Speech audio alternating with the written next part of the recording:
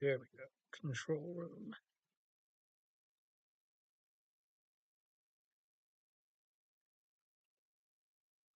All right. Now the wait begins. And Josh is already here. Excellent.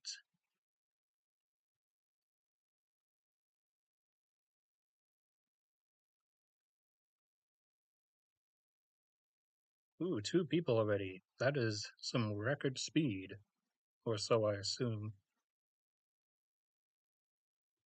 Excuse me. Thank you, OBS. Minimize, please. Do as I tell you. Infinite window. Wait, did I set this? Why? I set it to live chat. Why does it always reset itself? Alright, so we're just gonna wait a few minutes. I was supposed to start about 15 minutes ago, but YouTube went down for the last 15 minutes. I got water, I got my mango juice.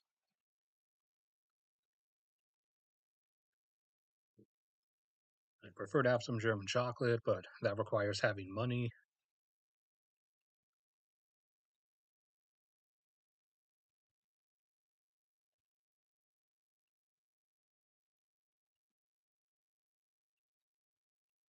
Check, make sure I got everything. Da da da. Yes, yes. Yes, so it looks like I didn't get the Venture Star.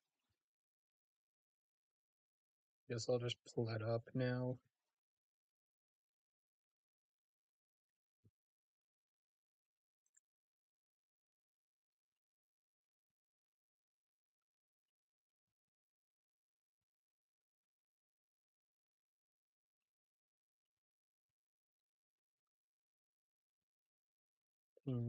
Already went up to 17. All right. You'll just be 18. Technically, you're out of order, but who cares?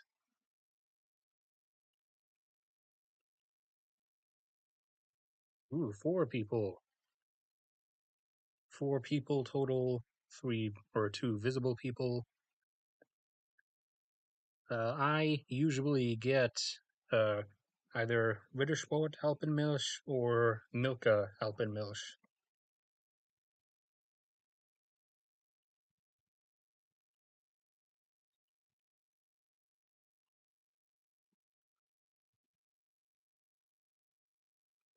I used to like Godiva back when Godiva was still Belgian chocolate. At least I believe it was like Belgian German. It was a split between the two of them. But they got bought out by some other company, and after that company bought them, they like changed they removed some stuff from the recipe and changed it like for more mass production. So now it's utter trash, and it just tastes like generic American chocolate, which isn't chocolate. It's sugar and paraffin wax with a little bit of cocoa powder mixed in, as opposed to actual German chocolate, which is actual chocolate.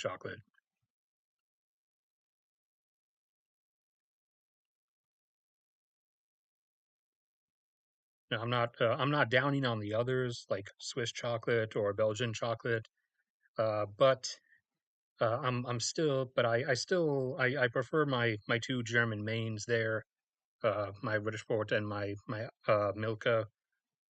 In terms of quality, again, back when Godiva was still Godiva, back before it got changed by that Turkish company, when it was still actual Godiva, in terms of quality, I considered it actually above British Sport and Milka. And actually, it was so strong of a taste that unlike British Sport or Milka, which I can pound down like 5 bars in a day, Godiva, it was difficult for me to eat a whole bar even just in one sitting, let alone eat more than 1 bar in a day. But alas, that Godiva no longer exists. So now I'm only left with Rittersport and Milka.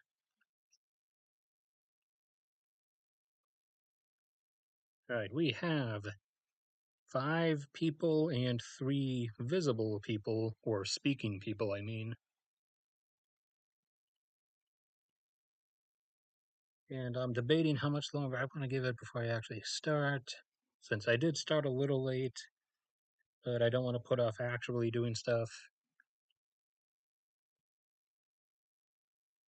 So for the few people who are here already, first we're going to go through like some fictional media, different portrayals, jumping by like a decade or two into the future each time, and comparing. Basically, I picked for each decade or each like decade pair. I do have this muted, right? Okay. For each like decade pair, I have one uh, delusional fantasy like depiction of the future versus one where the depiction of the future was actually like pretty much spot on as to how it's most likely going to be. And then from there, we'll switch over into supposed nonfiction writing by present scientists slash apparently futurist is an actual job title to write about the future. So we'll switch over into some of those.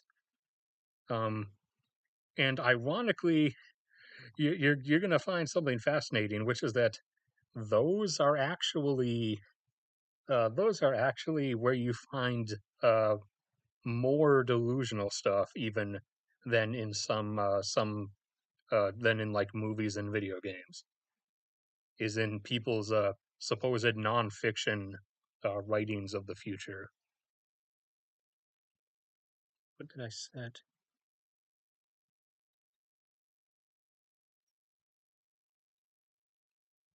Let me check real quick. Why are you always turning monetization off?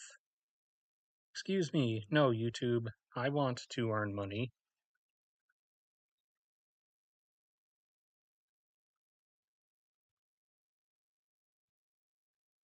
Live chat.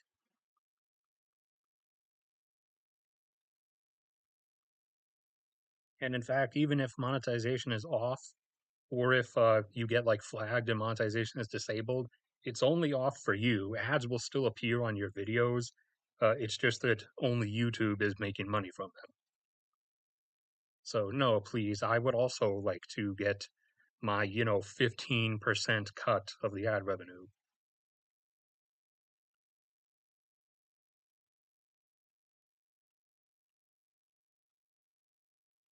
Apparently, money will be obsolete in the future. Apparently, because we're all going to in Elon Musk's future, we're all just going to have ourselves, implanted with his Neuralink chip, and then we're just all going to become biozombies.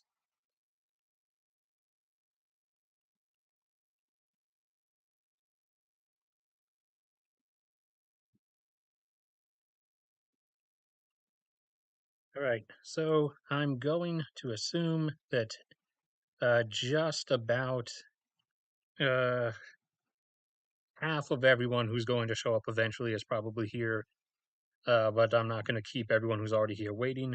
So, to start with, things that or movies that were going to take place or did take place in the 2010s slash 2020s, starting with uh, for the 2010s, Blade Runner.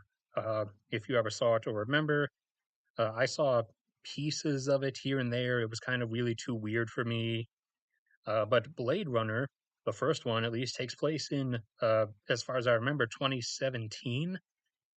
And as you can see, blah, blah, blah, we had flying cars. We had, all this like overlapping mega structure. And I don't have a picture on hand, but I can try to look it up. Uh, hold on. We also had these like ridiculous like resource consuming giant like pyramid buildings. Uh, Blade Runner, yeah, Blade Runner pyramid building. Yeah, like we build these like giants like these giant mega city-sized pyramids just because we just wanted to sink all of Earth's like metal and concrete resources into something. So we're like, oh yeah, we'll just these like 8 mile wide by 8 mile wide pyramids by like 2 miles tall. We'll just build those just because. Now I'm sure someone is going to try to come at me about how there's an actual lore reason, but in reality, that's irrelevant because it's dumb. But anyways, yeah, Blade Runner was giant resource wasting pyramids, flying cars, orange sky. I don't know what that was about. Uh, some of the most unrealistic stuff was that we had by 20. Someone corrected me. 2019. By 2019, apparently in Blade Runner, we had like not even just like rotating astronauts like camps or settlements on Mars. Apparently, we had like actual cities or something on Mars, like enough that there was like a whole like Mars government and stuff. And this was made in the 80s. So these whoever made Blade Runner was a bit a bit optimistic. Oh yeah, and the androids. I can't forget about the androids. Yeah, there was all androids, everything, and they were like fully sentient and blah blah blah. Oh yeah, I forgot. Okay, so it was the purpose of the pyramids was for mega corporations to show that they had enough money to consume all the Earth's resources in constructing mega pyramids, basically.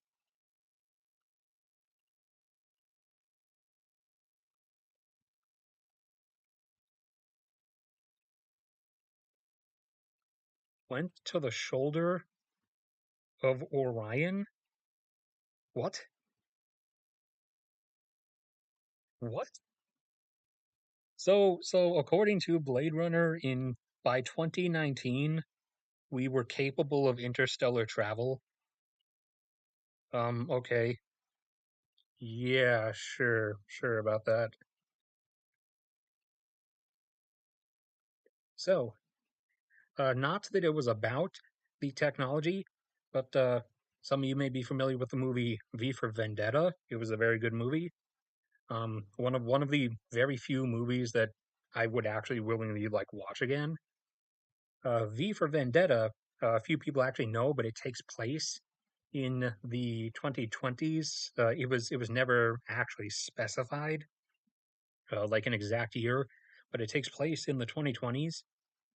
And there's not a lot of images, and I wasn't going to dig for hours to find images from V for Vendetta uh, that were uh, that were not of V or of the giant crowd with the Guy Fawkes masks. This is basically what all the images of V for Vendetta you'll find on Google are. So in V for Vendetta, the 2020s were actually depicted very spot on. The movie was made in the early 2000s and it came out in like 2005, I think. Back then, for those who remember, everything was still uh, like CRT monitors, or at least they're still what everybody had for the most part. And in TVs too, flat screen stuff had just come out, and it was starting to become popular, at least with people who had money for it. But in V for Vendetta, the only like changes uh, that are like shown are all the screens, the computers like you see in the police station, the TVs you see in people's homes. All the screens are flat. Uh, all the cars are the newest models that existed at the time of filming, except they're kind of aged a bit, like they look like they've been driven around for a decade or so, and stuff that was stuff that was like hacker edge, like you know, really localized, like 10-meter radius cell signal jammers. That was kind of like still edgy at the time, but is now stuff that not that it's completely legal, but that you can basically get at any like electronics store. Sometimes you just have to ask in a special way, but stuff like that was depicted as easily available, which it is now. All screens are flat now. Cars are just a little bit newer-ish now. They didn't like spend too much time focusing on it, but the actual like the actual changes or what things look like in the 2020s, outside of the storyline, but just in terms of like generic average life, tech-wise, V for Vendetta was actually a really accurate or really grounded depiction.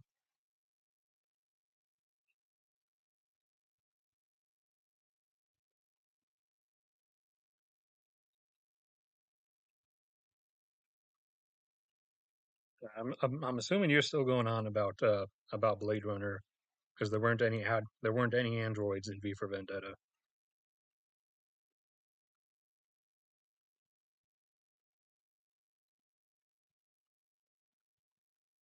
And then when you then on our next item, we jump past the 2030s into the very early 2040s, and now this game has a lot of realistic stuff, but also some not so much realistic stuff.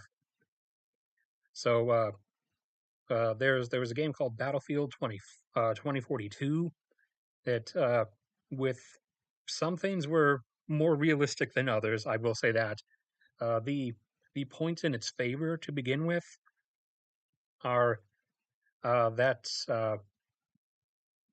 something that is actually an angle that I feel is something that could happen because it has happened in the past before in different eras of history.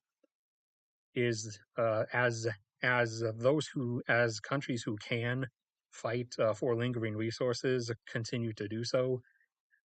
Everyone obviously is trying, or many people from worse off countries are trying to get into them, and several of the countries make like immigration deals where like they'll let your family in and give your family like permanent residency and citizenship if you as the male agree to basically serve in the military of said nation for a set amount of time, and that's and since everybody in the future has like declining populations, that's how a lot of nations are like keeping are able to like keep their at least the grunt infantry portion of their military staffed adequately. And in terms of what the where the oh yeah, I forgot. A lot of it is web images, which means they have to come up in paint. And in terms of like tech, it is not really that unrealistic. I mean, a lot of the helicopters that are being used, those are Ka-52s on the Russian side there. These are little birds on the US side. Over there is I forgot its actual name. It's like YB something, but it's the upcoming replacement for the Osprey that we're developing. So a lot of the stuff that you end up seeing is not like it's not like a Call of Duty Advanced Warfare, which takes place around like 2050, where we were using like rail guns and laser rifles. Everything's pretty much the way it's still going to be. That's this I think that this was like a joint mission with like France or something, because that's the EU's attack helicopter, and this is basically or it looks rather similar to the MAX or double X, I believe, the new Abrams that's under development at the moment, and that's like uh, there's no hover tanks or anything. It's just a more advanced, amped up tank. And was there one other? Nope. Okay, I guess that was it. Uh, it gets it does then jump into unrealistic portions though, with the fact that there's like um tornado weapons or something. I guess you can like you stuff happens and then just like a big giant F5 tornado just forms on top of a location because that's totally something that you can do and that's something that totally happens. So that's where it starts to depart from reality, along with some other measures. But overall, minus the weather weapons, it does get a bunch of fair points. Also, around that time is they show like the use of combat droids, and around that time is basically the point by which I expect IRL that like combat droids will actually be like a legitimate thing that we'll be using on a wider on a wider scale. And then, in comparison to that, as I mentioned, there is Call of Duty Advanced Warfare, which takes place in 2054. And you see this, not even just a tether of like carbon fiber, which is what's actually imagined for an orbital elevator, but an actual metal tower. That this is a supposed orbital elevator depicted in this game's version of 2054. Not even a just a thin carbon tether, but an actual tower of metal going up to orbital altitudes. So that's one point for you to see. And railgun pistols. So in this movie's delusional, or in this game's delusional future, we have a power source apparently so hyper dense that we can pack enough energy to fire a railgun mechanism into a battery that fits like on the back end of a pistol in this game's like vision of the future. And that's not it. Also, in this game, like all soldiers in every military all have exosuits with jetpacks. I'm not even kidding about that part. And you literally everyone like double, triple boost jumps and does backflips. Robotic assisted backflips, and you can like tumble out of stuff at 100 miles an hour, and it's okay. You don't get hurt because the exosuit like moves just in the precise way to take the impact for you. So like everybody's an advanced hyper ultra super soldier, and yet no one wears like body armor apparently in this future though. We decided that body armor was stupid. Jetpacks and exosuits are where it's at. Dying in one shot from like one bullet, that's acceptable as long as our soldiers are running around doing like triple extra ultra Olympic backflips, jetpack assisted backflips.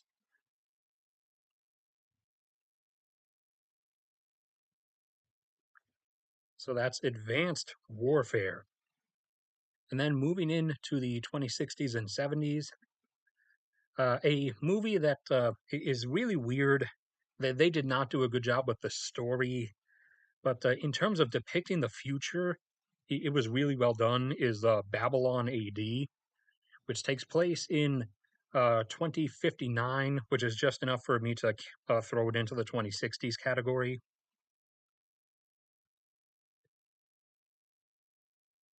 I should actually be checking chat. What's wrong with orbital elevators? Blah blah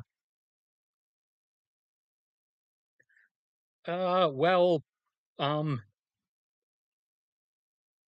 there are there is theoretically we could have an orbital elevator, but in the way I would saying or in the way I was saying, the actual like theorized way is that if we actually got like super ultra hybrid graphene carbon nanotube stuff, we could make like a very thin, basically a tether that the elevator would climb up, not an actual tower, because that wouldn't, one, where's all that metal coming from? and two, that's not how anything works. But the tether idea, in theory, could work. However, said material does not exist. I mean, maybe carbon nanotubes slash graphene, some weird hybridized thing could do it, but it's not looking all that great. But am I missing anything? Well, I mean, uh, not everyone was using railguns though. That's why you want the body armor because a lot of people are still just going to be using guns and throwing grenades. I mean, one of the main things that body armor, at least those of us that have like encompassing body armor, the one thing that really saves you from in combat is grenade shrapnel. It is really really good at keeping you alive from grenade shrapnel. Whereas in the past, like pre body armor, especially back in like World War II and stuff, a grenade within like 30 feet of you was basically just a guaranteed kill. But Babylon AD was really good in terms of its depiction of the future. What the? Excuse me, I didn't tell you to X out. Thank you. Obey me, computer. You're no, don't you dare. You are not supposed to be starting this revolution yet. Not until at least 2030. But in Babylon AD, it's 2059, and it looks like uh, a, a slightly more stable version of what I've been telling you guys the middle of the century is going to look like, where for a large part a lot of stuff is just wrecked. Uh, the the already developed world has sort of enclosed in on itself because it is resource wise, it's become no longer possible to continue spreading development outwards. And there's a lot of resource wars going on and off. People initially thought that uh, first world countries still fighting in the Middle East over the oil supply was like unrealistic. And at the time, I did too because I was young and stupid. But now I'm like, yeah, even the declining oil supply in the Middle East at that point. No, we're still going to kill each other over that pretty readily. Everything's wrecked. Like dozens of countries have like collapsed and fragmented. Um, tech wise, it's like spot on in that there's not that much different. Like you can see the shotgun here, where we're still just using guns. There's no lasers. There's no rail guns. Uh, a lot of like security stuff is biometrics, which that is already becoming a thing. Uh, there's uh, there's no like hovercraft or anything. Everything is just like really advanced aircraft. Like it's still helicopters and airplanes. It's just more advanced, more efficient helicopters and airplanes. Uh, and there are in like the bigger cities and stuff. There are like holograms for some advertisements for some companies that like have enough money, like Coca-Cola, to pay to be like really flashy about it. Like they have one of their when he's in New York, they have like giant Coca-Cola ads on the One World Trade Center or something. And holograms are real. We can do it. I think there's one place in Hollywood where there's one that it changes between like different actors and actresses like heads or faces for some reason. I don't know, that's what they chose to go with. Singapore has a few that switch between different announcements or something. They're just not they're not what sci-fi has like portrayed them to you as, but we can do them. However, they are just beyond prohibitively expensive to the point that basically there is no point other than you wanting to spend money to show that you can. which is going to happen. That is already a thing that like rich people and rich companies do, you know, at in a lot of places today. So I'm not saying there aren't going to be any. There are going to be plenty of them because you know that's just a thing that people with money like doing is showing that they have money. And a lot of like a lot of stuff in buildings were like were AI incorporated, and there was a lot of like smart stuff. There was also what was I thinking of? Oh yeah, and there were like resource restrictions like of all kinds. Like his hotel room was the AI in his hotel room at one point was telling him that he'd reached the limit of his water allowance for the day. But you know he could buy I forgot how much more water, but it was like you can purchase more water credit for a simple payment of $200. Enter your hotel room number now. And that was ironically that was in Canada. However, despite being the most water-rich nation on earth, Canada was like trying to save water because they were actually keeping a lot of droughted places alive by literally it was at the point in the movie's future where like Canada had to send out like water tankers as opposed to oil tankers to various countries, and that's how like that's how in terms of water supply numerous countries were like staying alive.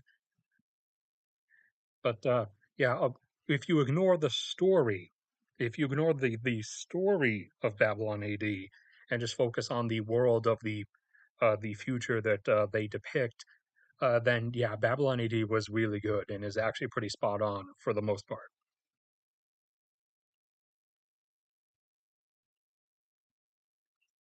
Like, what's chat saying? I should actually look.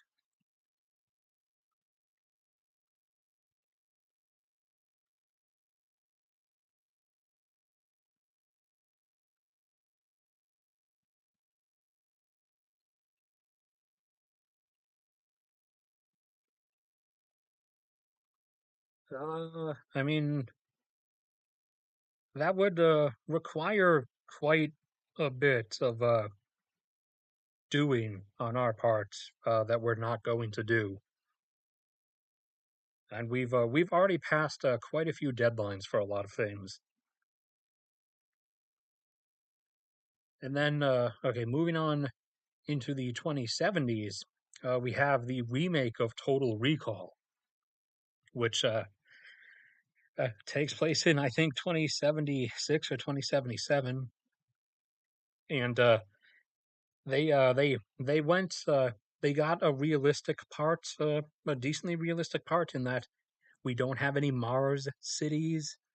However, apparently in this movie's future, we have we've developed a super ultra efficient advanced way of transportation. Instead of flying across the earth or traveling across the land on trains, we somehow dug and constructed, and you can see this guy's eyes. You can see he's just lost it at how dumb this concept is. You can tell he's with me. Um, we created a tunnel through the earth, like straight through the core and everything, and we send gravity trains down through the earth, down through the core and up the other side. And that's apparently how transportation works in 2077. You know, this like some Elon Musk level like delusional fantasy nonsense here. And then from there, uh, dot dot dot. There you go. From there, uh, a lot of people didn't like the story of Ad Astra, and I'll admit it was kind of bland, but the movie Ad Astra was pretty good, except for a few things. It is not specified when it takes place, but it's implied that it's very early 2100s, like, you know, 2110, 2120, or something like that. And for that time period, what it depicts is actually really grounded. Um, we are actually venturing out. We've been doing numerous missions into the outer solar system, but that's about the extent of them. They're just missions. Again, there's no Elon Musk future. There's no colonization. Uh, there there are a lot of people in terms of like compared to what you would think of. There are a lot of people on Mars, but it's not a settlement. It's not a city. It doesn't like have. It's not like so huge that like it has its own president and everything. If I remember, there's like a couple hundred people in total on Mars. And they're and on the moon there's a few thousand. Uh, I I think that that's a bit much in both cases, but it's still like within an actual like believability range. And again, it's not like it's not, at least on Mars, it's not like, again, it's not cities or anything. They are there on like their explicit like mission purposes. And the head of at least the particular American installment that the main character goes to, like they're not the president or the mayor. They're literally still just called mission director, which is what like space crews on the space station and stuff are called and everything. The moon is a bit much. They start throwing in stuff like McDonald's and Applebee's on the moon. That was a bit far. Where I was like, all right, come on, guys, come on, come on. Unless you're charging $300 for that Happy Meal, that you ain't turning a profit. But we were mining stuff on the moon because at that point it was the only viable option to still get some things, which, yes, we will probably have to turn to, but it will only work. It will work better than asteroid mining, for certain, but it will only work for a few specific things. And in terms of like actual technology, there was nothing really different, except for we use nuclear engines like we should have been doing this whole time. That's not even a sci-fi thing. Those have been around since like the 70s, I think. We've never actually built them because we just decided they were too expensive, and they are pretty expensive, but they're worth it. They're better. They would allow us, instead of needing these like long periods of orbital insertions, we would be able to make much shorter jumps, sort of just not straight lining, but sort of tangent lining towards other orbital bodies, and then just using massive nuclear thrust as we come into course correct and shove ourselves into an orbital insertion at the other end, instead of needing to go on a long, perfect, gentle arc for months. So that's the one difference, is that we're finally, or the one like major space tech difference shown, is that we're finally using nuclear engines. And ooh, donation, $20, Nebraska. I don't do coffee. I do eat German chocolate though, and that's fairly expensive. So thank you. I will try to spend it on Bindi though. Oh, she's one of those cats who's like, the more money you spend on stuff, the less interested she is in it. She's kind of simple-minded.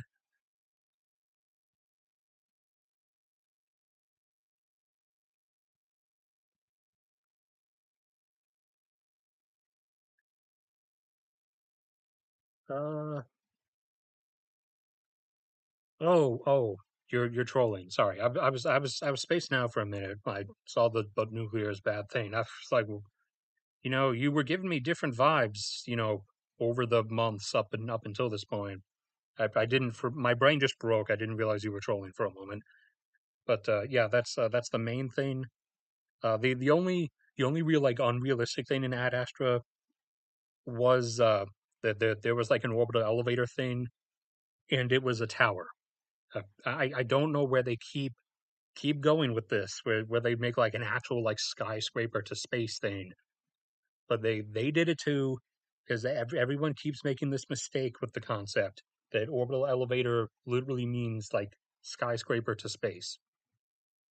Now, jumping off into the 2100s, into even less realism, we have the future depicted in Avatar.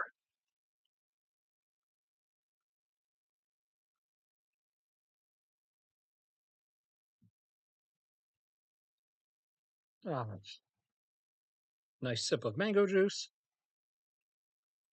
Because here we go. Okay, points where they deserve them first. The design of their interstellar vehicles is actually pretty spot on. It's a decent design. It would work. Uh, Basically, anything. Star Trek lies to you. Star Wars lies to you. Stargate lies to you. And anything. Do you know why, in reality, everything we've sent into space has just been a cylinder or like basically just a long stick? That's because that's all it's ever going to be. That's the most reasonable, efficient design. That there's no reason for it to be anything else. The only reason you make any of these other designs is just because you want it to look like that. But so the ISV Venture Star is a decent design. It is propelled by antimatter, which would work if we could actually produce antimatter in usable quantities, which we can't. We can we can produce it on demand. We do know how. There is a specific way of using particle colliders, things like CERN. There is a specific way.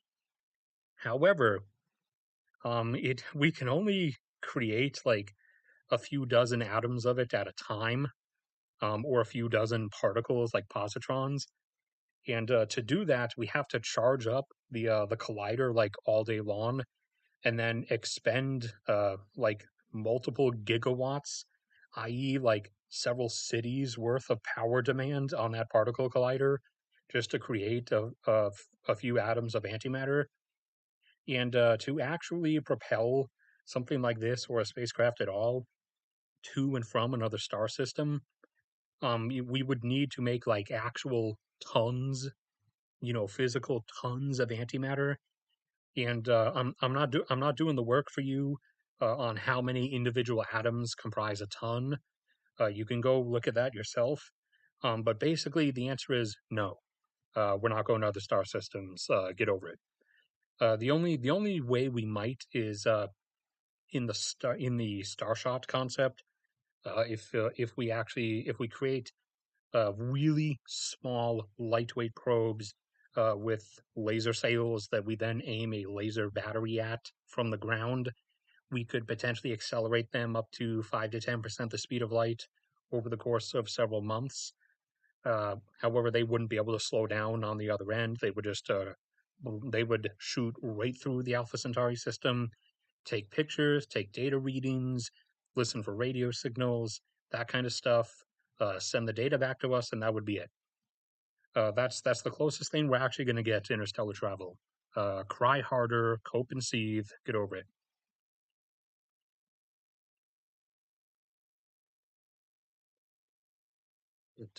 So for Avatar, the ship design is realistic if you somehow had an infinite supply of antimatter, which doesn't exist. The idea that we're doing all this in 2154 is a big no. Um, the pod where you get in and you like brain control the avatar body, that is actually kind of possible to an extent. We can't actually one for one like copy your brain intentions and sensations between via like computer signals. People really overestimate that. Uh, we can we can get like a broad generalization of it to transfer. After For each individual, you have to like study their brainwave patterns like for a long time for a computer to be able to analyze what it's reading based on and interpret what that person is thinking or intending. It's much easier for us, but still pretty difficult to do physical links. Like, say, Elon Musk's totally non-sinister Neuralink plug-in chip, where there's an actual physical connection to your brain. That's easier for us to do, but again, that still has limits. Um, so this whole setup, maybe 2154, maybe ish, kind of. Uh, what else do they have in Avatar? Oh, depiction of the future. For one, this is a scene from back on Earth in Avatar in 2148 before he leaves.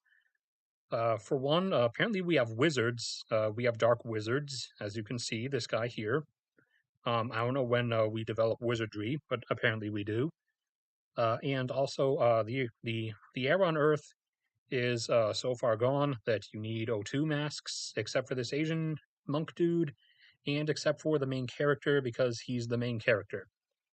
Uh, so I'm guessing this guy must be from Nepal. He lives up in the Himalayas, so he can handle low O2 amounts.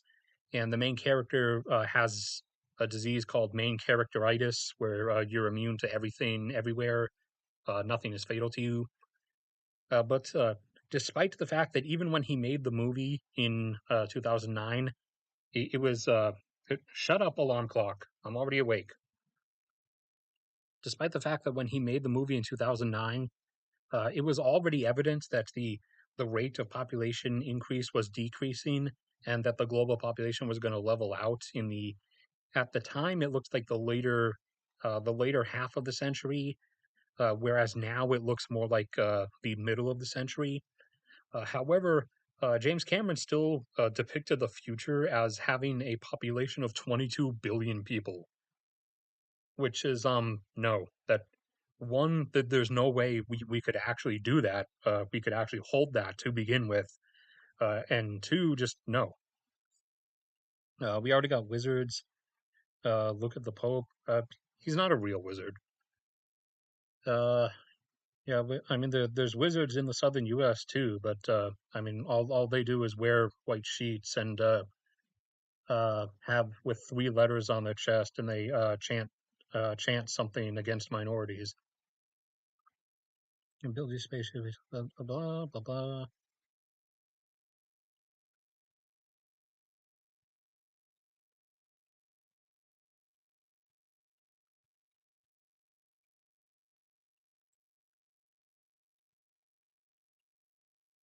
We have been going over. You can scroll back through time to the earlier parts of the stream to see the other stuff, but we've been going over different depictions of the future, starting with like fictional media, like movies and stuff.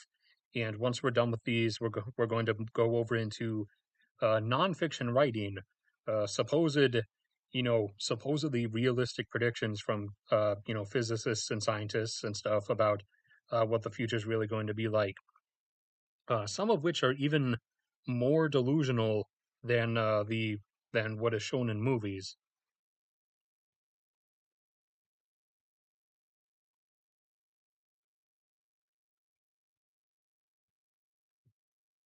Well, they can't provide him with an exosuit because they're busy I don't know, I guess spending all they're busy spending all their government money on a time machine to send propaganda back in time to try to convince James Cameron that there are 22 billion people in the future somehow, even though that's not how reality works. And this 12 maybe is like the best we could do, assuming that we have abundant energy access, which we have taken no steps towards the infinite seawater nuclear thing, so that's not really going to happen. So yeah, there's not going to be 22 billion people thing, nor is there going to be 12 billion people. So when you move on from this, aside from Avatar, we get a more realistic version of 2154, which is a movie called Elysium. Elysium was actually really good. Uh, the only difference is that like everywhere they filmed in like some dusty part of South Africa and literally depicted everywhere they literally depict everywhere as some dusty part of South Africa even when they're not in South Africa. That was the only filming issue I guess I had with the movie. But in terms of its depiction of the future, oh man, was it so spot on. For one, the droids were very realistic, and they're by that point, oh yes, we're going to use them for quite a lot of things, and we already have things close-ish to that, and I didn't grab any of the photos or the videos, but you guys have probably heard or seen at least we have already tested droids. We have already tested armed droids, like firing guns and stuff, and I assure you, they work. They work just fine. So they're going to be used. Make no mistake about that. They're going to be used much sooner than 2154. But yeah, these are not a sci-fi thing.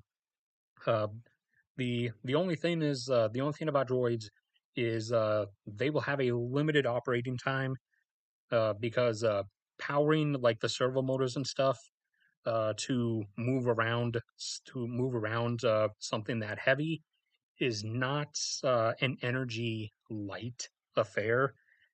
So they will have a big backpack there's just a battery, and it will give them some time, but they're probably only going to be able to operate for like 2 hours. And I mean, if they're just standing around in like a power saver mode, maybe a bit longer. But in terms of actual like combat action, they would only really be able to operate for like 2 hours, unless of course Elon Musk's super delusional ultra 500 gigawatts in one 2 liter water bottle sized battery future happens, which isn't going to happen because that's not how physics works. But he promised it, so I guess it's going to happen. Um, and so a lot of governments in the Elysium future they use droids for security purposes because you can't really bribe a droid, you can't really convince a droid that what it's doing is morally wrong. The droid will just shoot children for you with no qualms about it. And the rich people do not all flee to Mars to escape us lowly common peasants. They do live on a big luxury gravitational achieving spinning space station, and it's explicitly for millionaire or for billionaires and like mega multimillionaires. Generic regular millionaires with only like $1 or $2 million are stuck living down on Earth with the common people. But the mega rich live on the Elysium station, and I think I'm missing an image. Oh yeah, this one. And you can see again, realistic in terms of tech. There was no lasers or plasma rifles. We were still just using guns because that's what we're going to use. We do have laser weapons right now, not laser rifles. There's no way to contain that much power. We do have laser weapons. The U.S. Navy has started putting them on ships as a an anti-projectile, anti-missile intercept system. But that's the only thing you're really ever going to see them used for. In terms of actual like weapons, we're still always just going to use guns because it's cheap and they kind of work. Like there's no reason to replace something that works just fine. The only difference is that they like their future guns depicted for the movie's version of 2154 have have different like stabilizer things on them and trigger motors that will they'll make the gun like they'll like move the gun in certain ways as you're firing it, to like keep the fire stable as opposed to like it going upwards as you keep firing more bursts, or to keep you from like shaking too much. So basically, just something that we are already working on. I know the U.S. Army is already working on at least. Basically, a real life version of the video game concept of aim assist, where the gun does what it can to make sure you hit the target.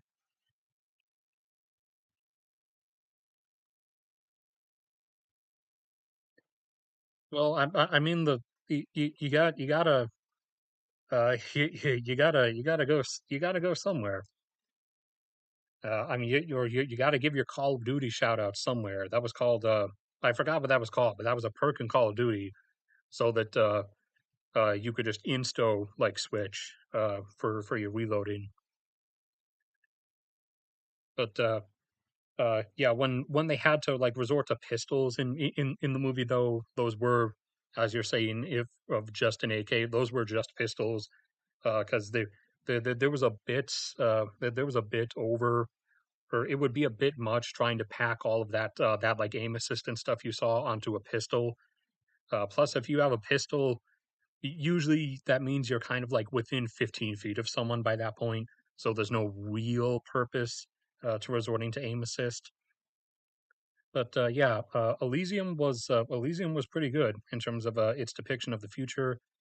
The only thing that it did wrong was, or that was really unrealistic, was they had these health pods that you get in, and like this robot arm waves over you with a green shiny light, and just whatever's wrong with you is just healed, and all of your cells are just regenerated, and like everything's fine. And I was like, um, it, what?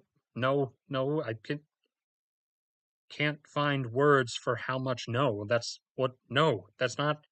This isn't how it works. There's just molecular biology, and the no, it's no, but we shine the Star Trek light over you, and then everything heals. Because we had to have a reason for like why the rich people are immortal, and it's because they have the magic shiny Healy light thing. Okay, well, it wasn't it. No, it didn't do the ninja warrior hand signs. I honestly I would have accepted that more than the green robot Healy wavy light. See, blah, blah, blah.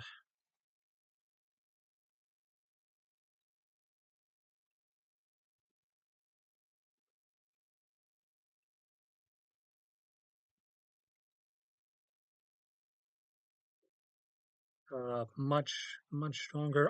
That depends on how much the strength they would have is limited by how much energy the battery can actually like let out into the servo motors at one time, which kind of has its limits.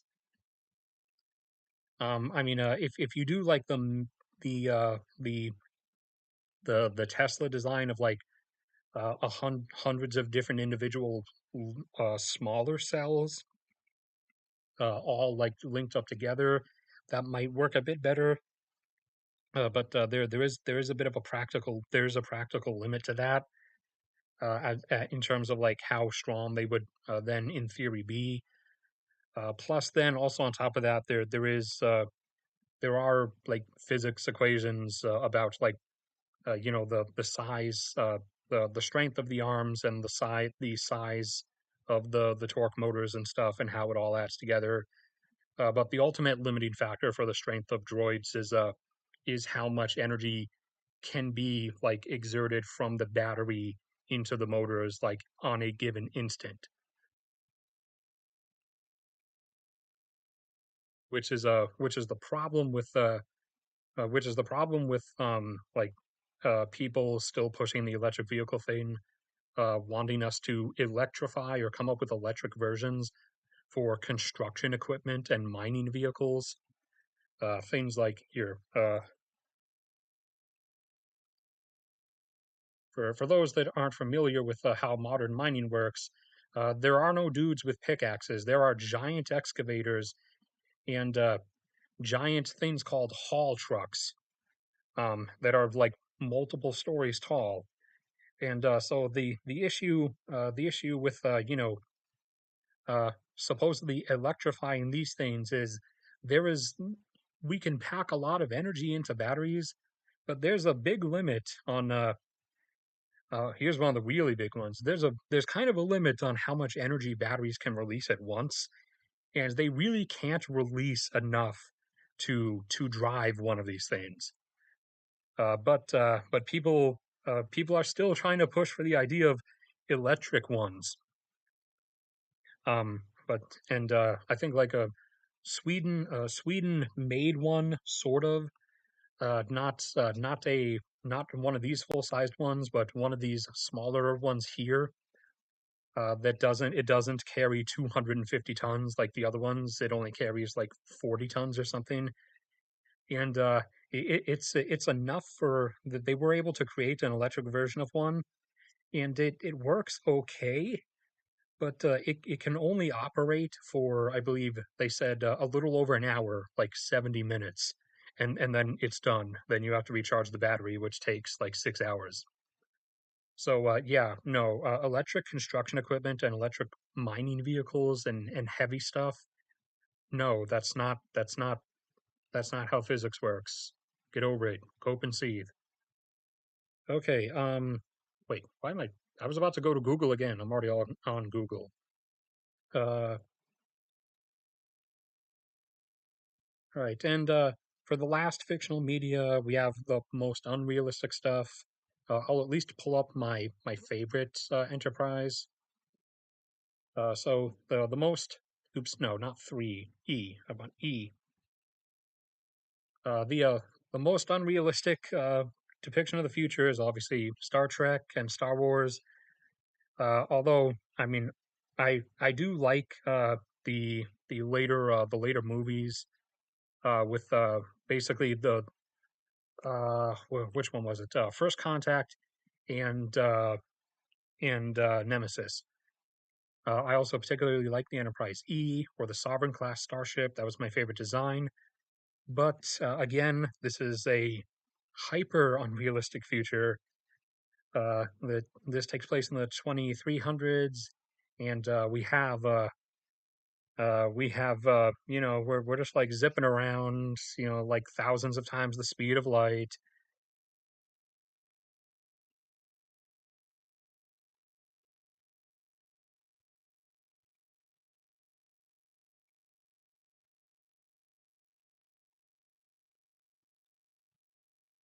What's wrong with mining with pickaxes? Mining with pickaxes doesn't net you a yield of millions of tons of metal ore per year, which is our rate of need of things.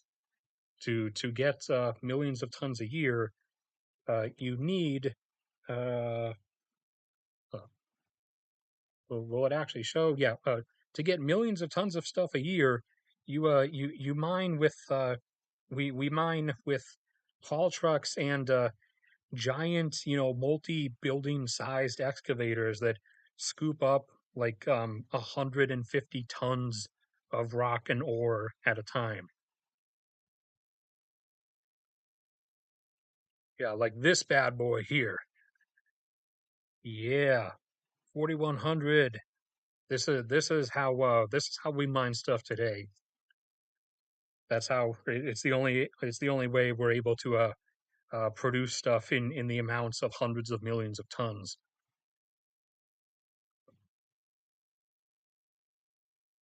Okay, so I don't have images for most of the next stuff I'm going to talk about. I mean, and so, some of them I don't even remember the names of like the books. So I'll just like I'll pull up generic images where I can. But now that we're now that we're doing uh what was I saying? Oh yeah, we're done with the fictional depictions of the future. Now on to the now that we are on to the nonfiction stuff. and by nonfiction, uh, by nonfiction, I mean scientists and quote unquote futurists writing about what the supposed future is really going to be like. Uh, Here, I'll just type in like a random year and get some really unrealistic depiction of it. 2050. How about that? Yeah, there you go. There you go. There you go. How about that? How about some real ultra realism there we got going, guys? Yeah. So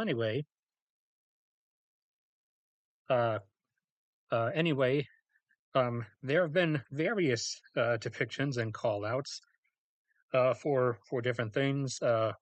Firstly, from this sociopath right here, Bill Gates.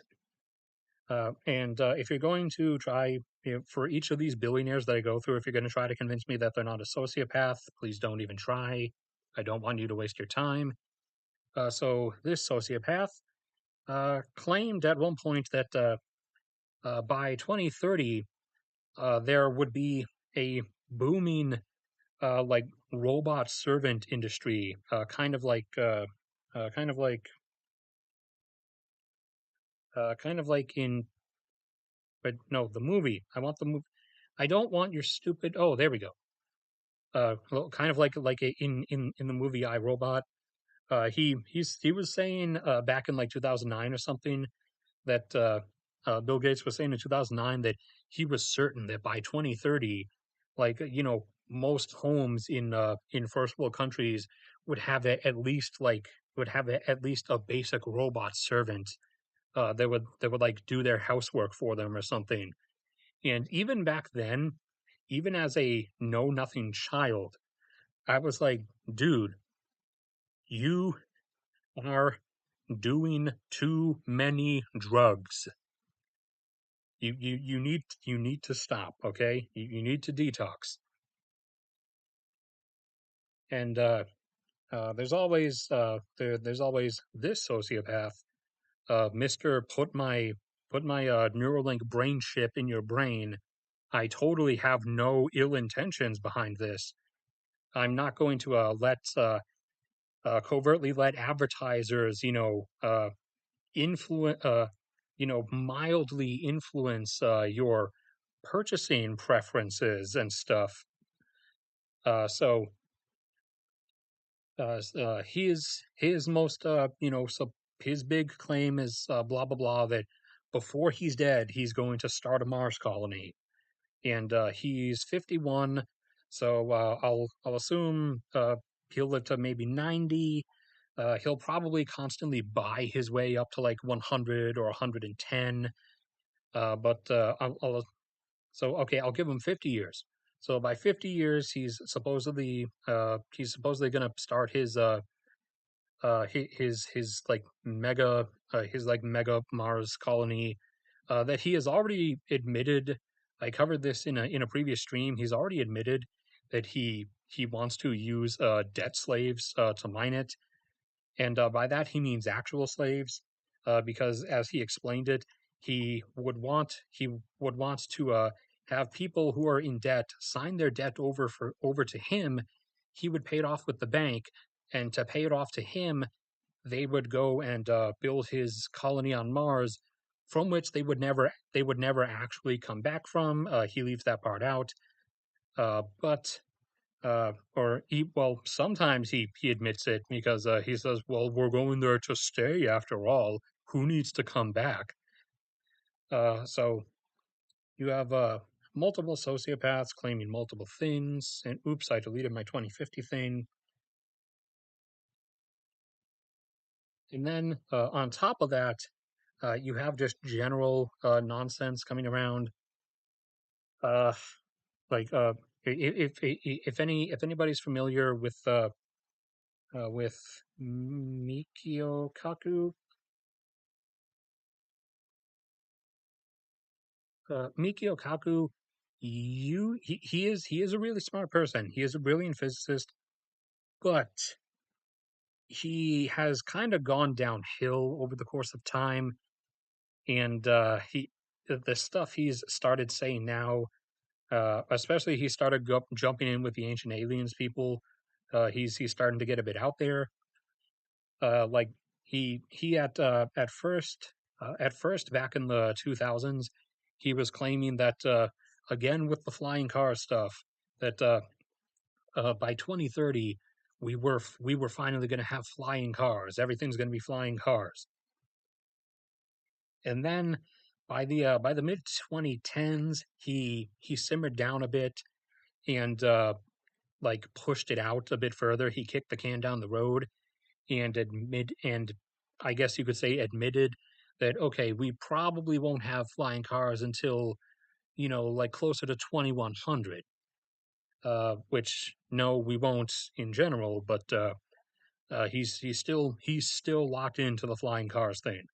But now he says 2100, and he's also in the camp of somehow it's all going to be like 100% all wind and solar everything, and all electric vehicles, electric flying vehicles apparently. And yeah, no, just people, you got to think.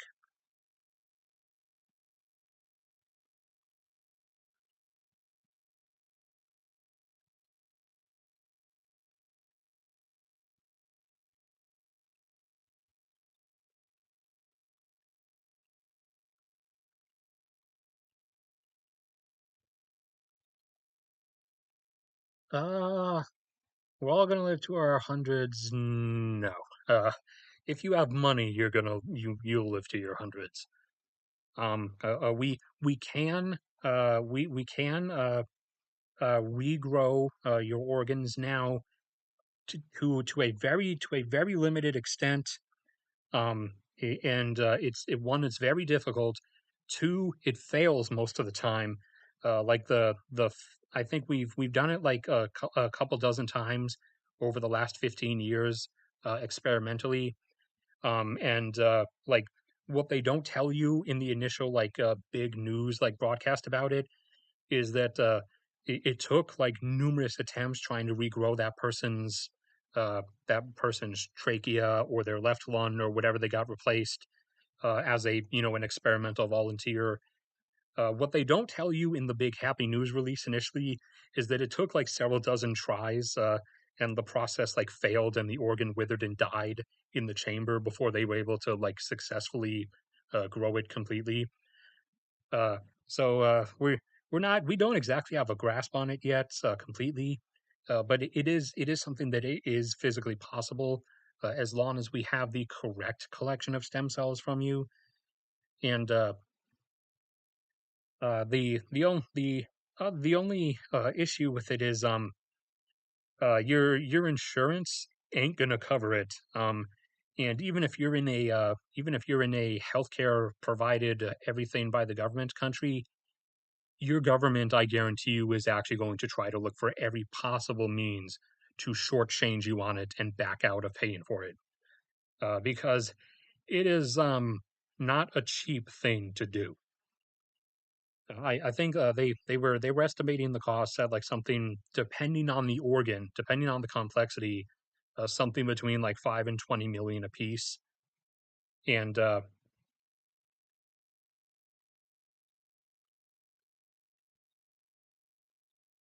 something about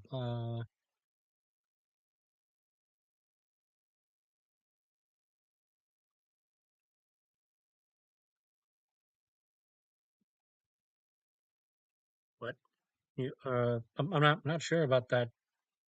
Miss, is that a trolling? Is that a trolling message with a video game reference?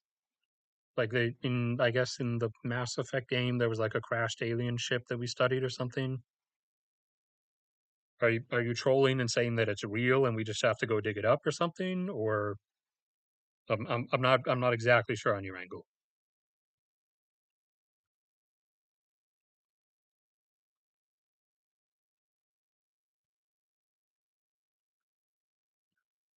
I mean, we also could go dig in the Yucatan Peninsula and dig up the marker from Dead Space.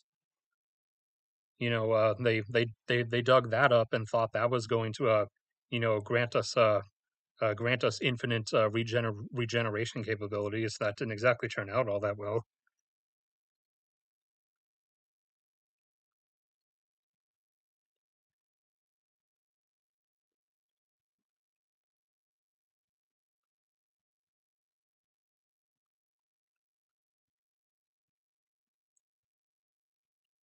Do I think will replace?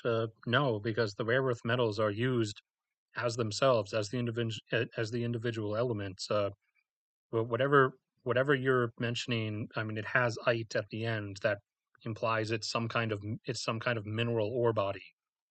Mineral ore bodies aren't elements; they're compounds that contain elements that we then break down to get those individual elements out of. The rare earth elements are explicitly used in their individual forms for different specific things. Some of them can interchangeably replace each other, but we use the specific ones for their specific purposes because they're the best for those purposes. Like you can use you can use other stuff in place of one or the other, but the efficiency with which the machine functions would be a lot less. But oh yeah, back on stream topic that I'm not for you guys. You guys can keep chatting, but for me, I'm supposed to be going through this stuff. Um, so I don't remember who wrote this book, but I read this book when I was in high school. There was about how the 21st century is going to play out or something, and one it got like one thing right, and everything else was on like way out of left field. The only thing I got right was sometime before like the middle of the century, China's going to implode. Uh, Now, like looking at things in my adult self as opposed to my I didn't know anything child self. That's I'm like, okay, yeah, that's pretty obvious. That process has actually already started. Um, and but from there on, he went so far out of left field.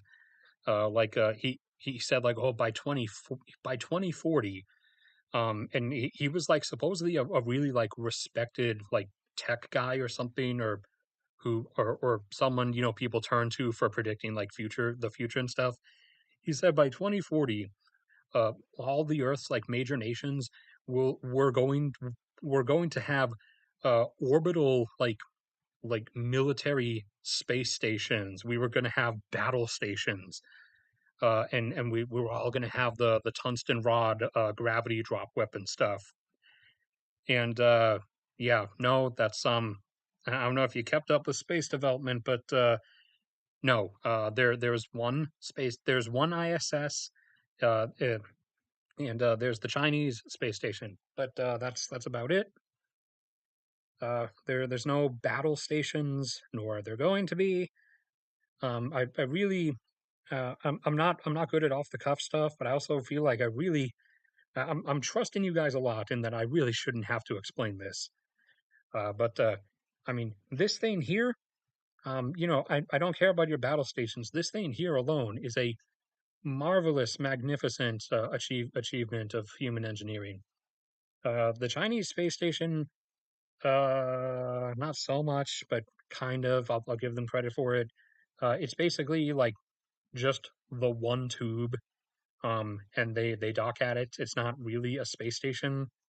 It's literally just like one section. I don't know if they're going to expand it or not. They're kind of quiet about their plans. They're tending to keep everything secretive. But yeah, no battle stations.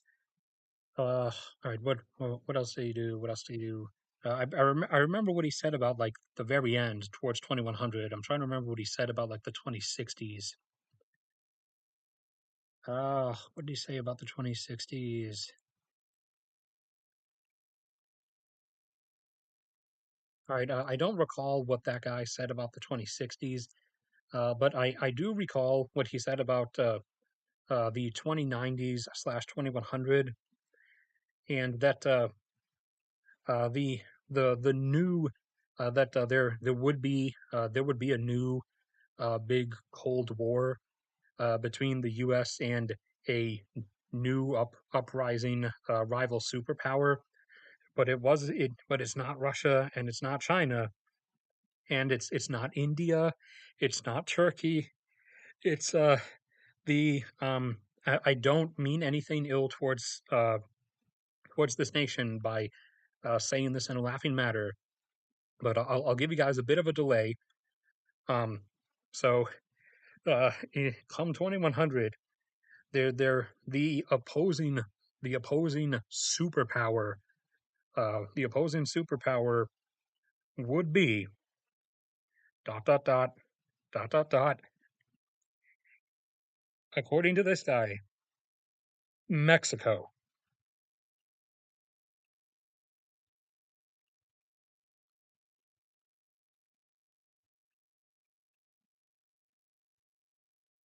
And leaving chat with that, we go back to Mikio Kaku for his other not necessarily a prediction, but I guess a creepy obsession. Um, that I forgot what time frame he said, but he said like soon. You know, just like at 18 in most countries, you know, people immediately line up to get driver's licenses or whatever. In the future, you're going to see there's going to be lines of people the instant they reach 18 and they're legally allowed to make the decision. There's just going to be lines of people outside facilities, you know, just waiting to get their limbs amputated and their eyes removed, and you know, replaced with bionic limbs and bionic eyes.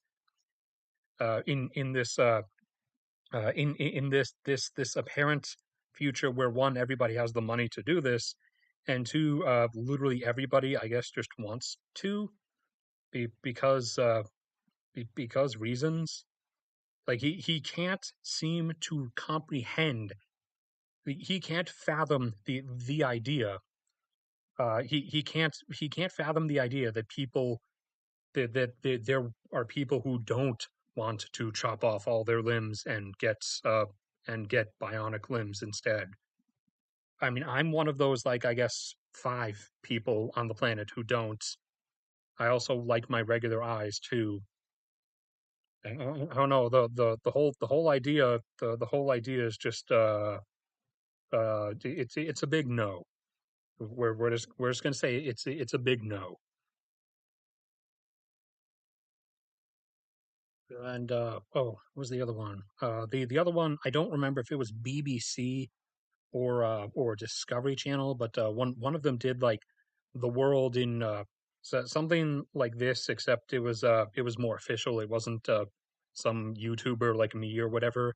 It was the world in 2057. That was the year they chose, 2057, and it was exactly like, you know, you would expect them to portray it, uh, like all everything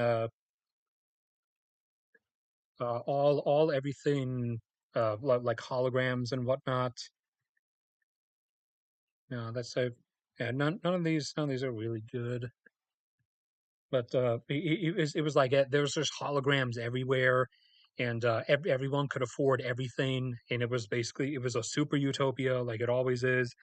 Like every parent was able to afford holographic like you know, imaginary friends or whatever, and like holographic unicorns and stuff for their kids that their kids could have, like follow them around and they could play with and stuff. And there and of course there were flying cars because of course, as there's always flying cars in everything. There's never not flying cars. Has any no one has any other vision of the future other than these stupid flying cars. Like I'm lost at what this obsession is. Yeah, it was all holograms, everything, and flying cars, and the one thing it got right was that robotic arms, much smaller versions of like the kind you see in factories, robotic arms were performing the actual like cuts and maneuvers in surgeries. There were like, human doctors and human surgeons are like directing them what to do, but for the sake of precision, by that point, like robotic medical arms are the ones actually like doing the stuff. That was the only like real thing they got. But everything else was just like the usual fantasy.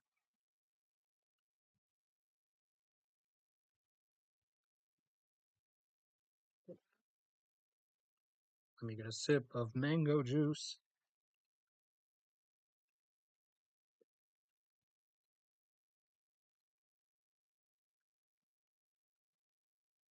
It wasn't augmented reality. It was just flat out holograms. Everybody else saw everything all the time. And oh wait, no, that reminded me of something. Hold on. Okay, nope, I lost it. I'm definitely growing more and more ancient by the day. My brain is less and less functional as time goes on.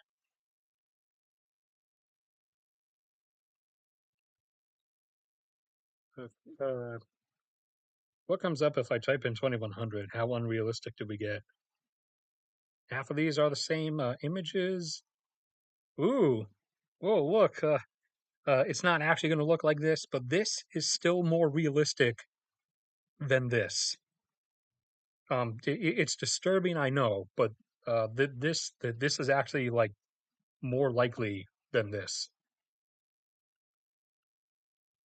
I don't know. This looks like some of that cringy cyberpunk game stuff, where like all the cities turned into like buildings that like hang up and over each other like this, and every surface is like some kind of neon light for some reason. Like I guess in all these futures we just have like infinite energy. What is this gremlin? What is this gremlin? Who's that person's posture? What was with that posture?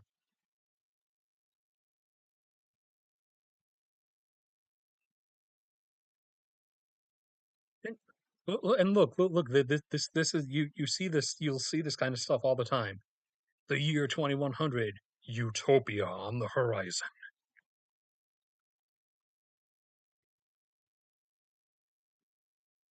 Now, could could we come up with a roughly, and I'm being in like a realistic view, taking humanity being human into an account, could we uh could we foundationalize a better world than what we live in? Yes, by about like at most maybe 20% better is like as far as I'd say. It would depend. I mean, it would depend on where your starting point is. But I mean, creating that setup would have actually required us to start doing things a while ago that we are still not even showing any intent of starting. So no, we're still going down the whole downward slope implosion thing.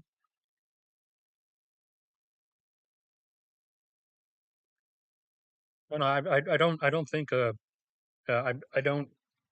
don't mean an actual utopia, just like mildly better than the world that currently exists.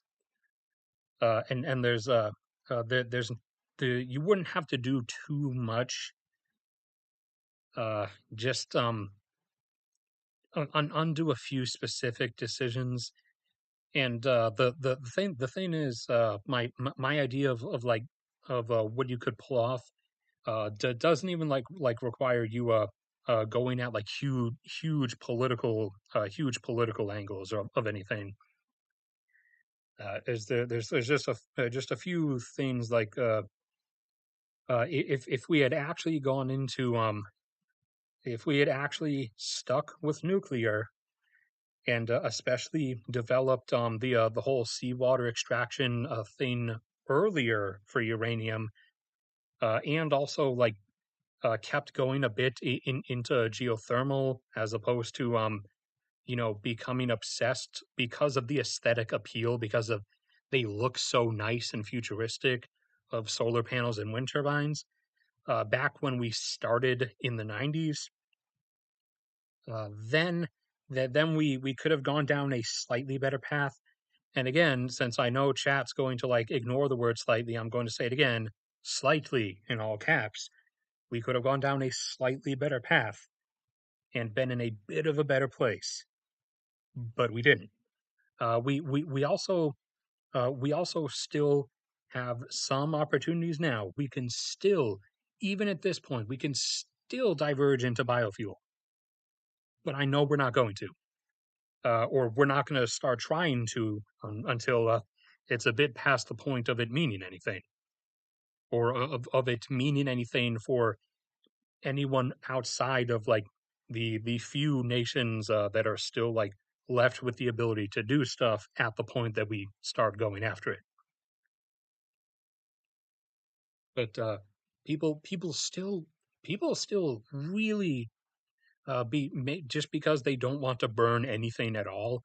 People really just don't even want to touch the biofuel stuff, despite the fact that it literally works.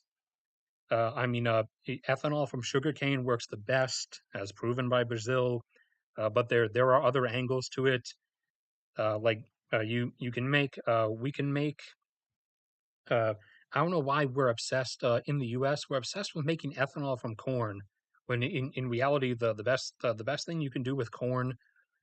Uh, that depends on what you make them out of and which fuel you make from them. Ethanol from sugarcane is a 7-to-1 net yield. Um, Ethanol from corn, which is what we do in the U.S., which is really stupid, is like a 1.2-to-1 yield. Um, algae, uh, algae, Algae to jet fuel or highly refined kerosene is something like 5.5-to-1. I think it's soybeans to diesel, or a mix of soybeans and corn to diesel. Or no, wait, well, what is it? I'm trying to think. Rapeseed, or what's the other name for it? Canola? Yeah, canola to diesel is something like 4.8 or 4.9-to-1, and corn stalk and wheat stem, uh, the uh, the basically the leftover stuff that is usually just agricultural waste after the wheat and corn has been harvested out of it. That we really recently discovered. If you put it in a vat with the right bacteria, that will actually ferment into biogasoline at a decent enough rate of, I think, 6-to-1 for the net energy thing. So I mean it is obviously lower. It is obviously lower than refining it from petroleum. But for one, petroleum isn't infinite, and also the amount of petroleum that is effectively infinite in terms of our planning horizons, that's going to be here for a century or two, like stuff like Carrigen and the tar sands and the Orinoco Belt down in Venezuela already has a very low energy yield for fuel that's made from it, because it's so difficult to get, that it comes down to the level of biofuels, of the efficient biofuels that I just mentioned. Uh, so in the end, like, for one, yeah, I mean liquid fuel is still supreme. So you're going to need liquid fuel from something. And in the end, if you want to keep going, it's going to have to be biofuel. but we're still just completely ignoring it. Not by choice. I mean, we also didn't technically turn away from nuclear by choice, heavily influenced choice. People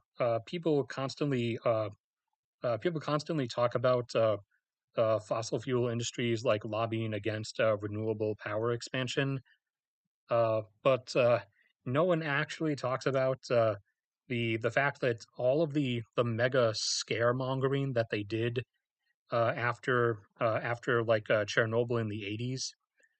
Um, all of the scaremongering that went around was actually funded by the fossil fuel industry as well. They wanted they didn't because at the time nuclear was still nuclear like share of power generation was looking like it was still going to expand, and they didn't want that competition either. So they tried to suppress that. And of when renewable stuff started like gaining too much speed to suppress, then they just switched strategies and they uh they bought they bought all the firms, and so now they're the same industries are the ones that own the renewable like production facilities, like all the solar fields and all the wind farms, especially in Europe. They're like most of them are owned by Shell and BP. So they just did a strategy shift. But they were the ones that initially kept that initially did the fear mongering against nuclear as well. And they've done the same thing with they've done the same thing with biofuels. And in their approach to that, though, has been that different companies wanted to do scalability, like research with biofuel production, and they would get grants from the government, at least in the U.S. And the larger fossil fuel industry would then just buy out those companies, and then just since they are the company now, they get to decide what to do with the money that they got, and they would just decide to cancel the biofuel research. And they still are actually doing that, even up to this point.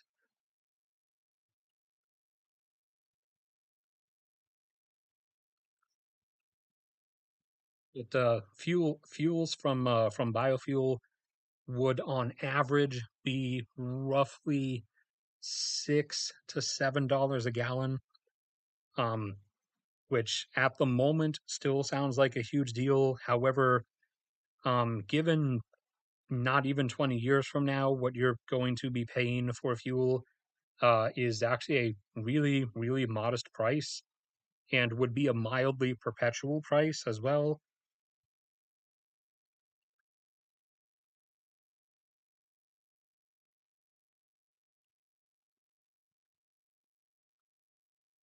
All right, and then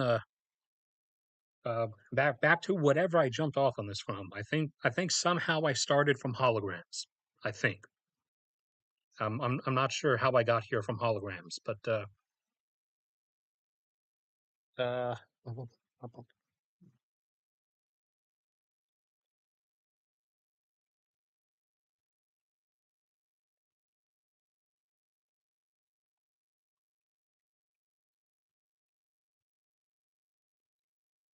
can't take the corruption out of humanity.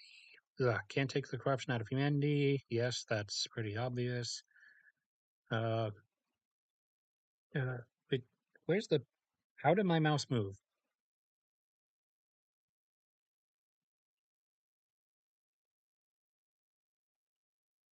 Take bio. No, I'm not joining your. Everyone around me is already part of that cyberpunk cult. Even my dad's obsessed with those games. I'm not joining your cult.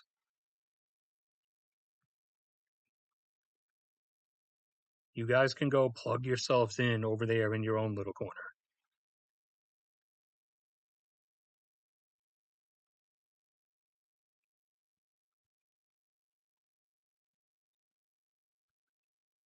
Okay.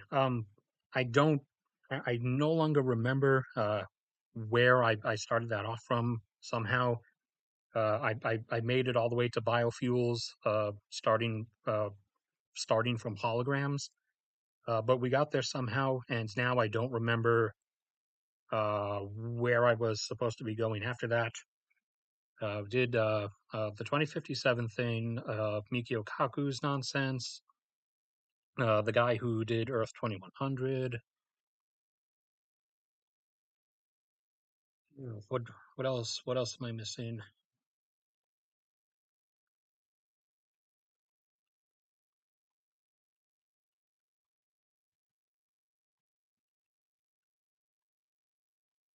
Missing something.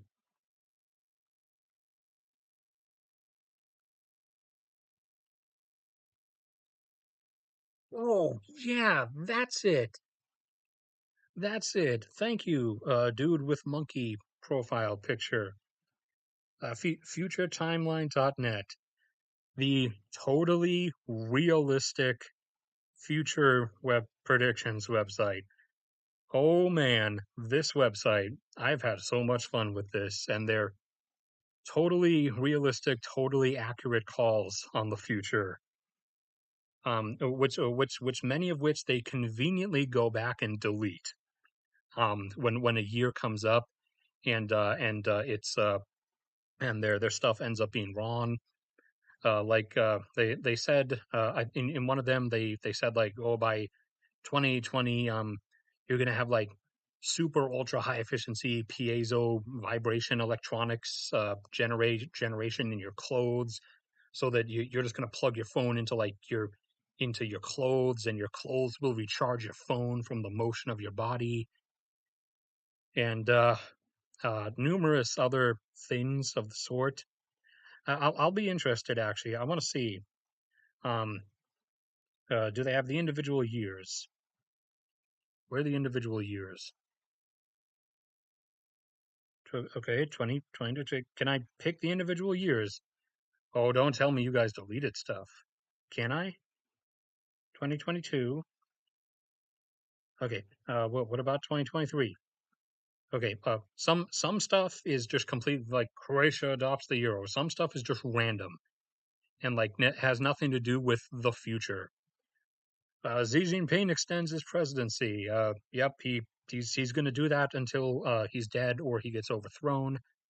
There was an attempt. For anyone who doesn't know, there was an attempt like a month or two ago. There was a very brief coup attempt, but it failed, and it obviously everybody who participated in it was I think they were executed by firing squad or something. India's first manned space flight. I'm not sure what their current progress on that is. Asteroid sample return mission? No, not yet. That's not actually coming back until it is at we did actually like start it. It is out there somewhere. Uh, I forgot whether it's actually reached its asteroid yet or not. But it is coming back.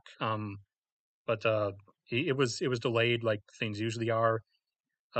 It didn't instead of arriving in 2018, it didn't end up launching until 2018, I think, or 2019.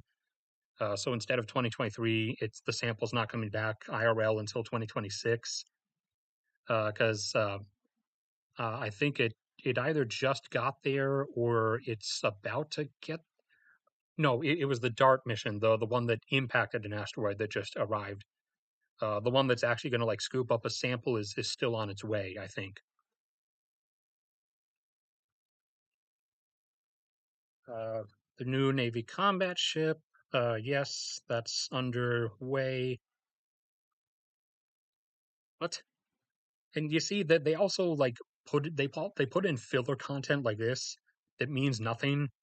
Like, oh, it's been 100 years since Turkey established itself. Yes, okay, that's just math. That's not the future. Completion of the London super sewer. I don't even get, to restore lost memories. No, we are. Nowhere. We cannot do anything of the sort. We are doing brain implant chips. Neuralink is a thing. It is it's not to restore memories. It's to vaguely establish some kind of communication between your brain and a computer, and totally, guys, totally not. So that Elon Musk can secretly behind the scenes, uh, you know, uh, sell your preference information to companies so that they can, spark spontaneous impulse buying on you when you walk near products that they think it'll work on. Totally not going to do that, guys. He is totally benevolent. There's going to be no manipulation in this whatsoever. What? Blah blah blah. Mixed use tower named the One. Okay, that is that's a bit self aggrandizing there, Canada. Is this real? You guys doing this? Toronto. Oh, well, it's under construction. It's not done yet. So you got the timeline a bit off.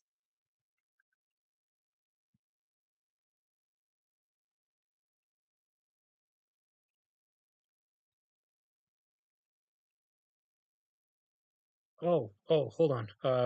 Before I look further at that, there there's another ridiculous thing. It's not just the Persian Gulf nations that are doing ridiculous mega structure projects.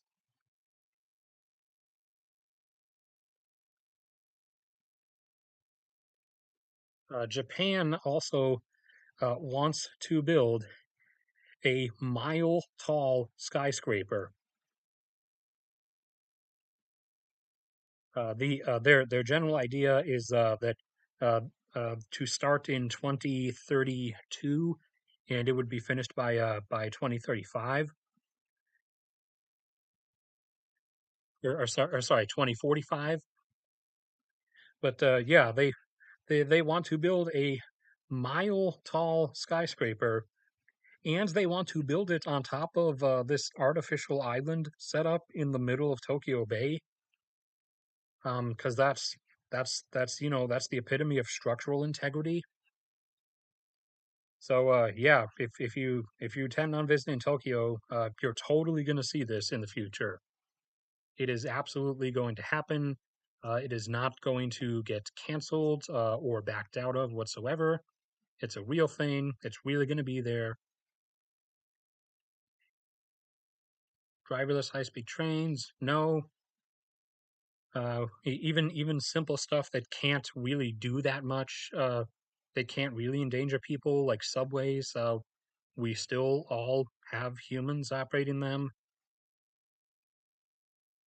Viper mission. I don't remember this one. It likely got postponed,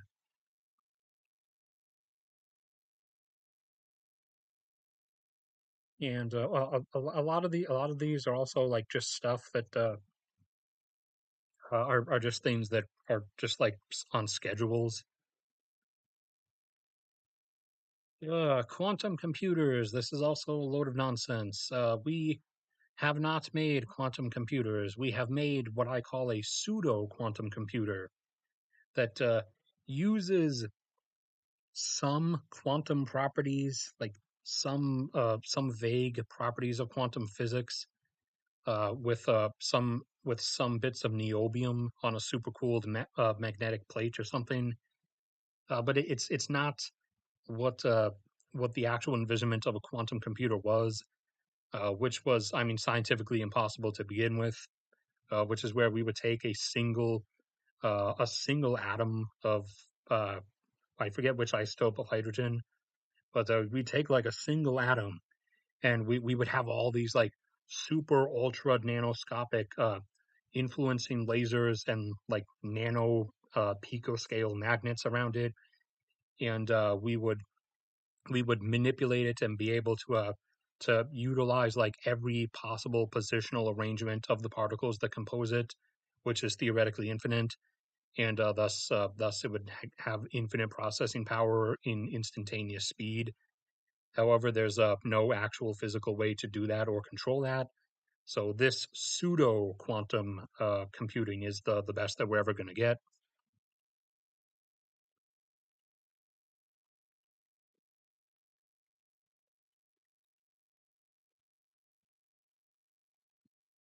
Isn't that just London? But oh, the super sewer thing.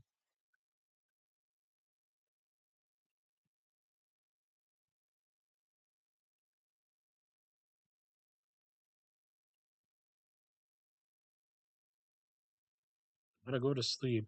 You've said that like multiple times now, yet you still haven't left.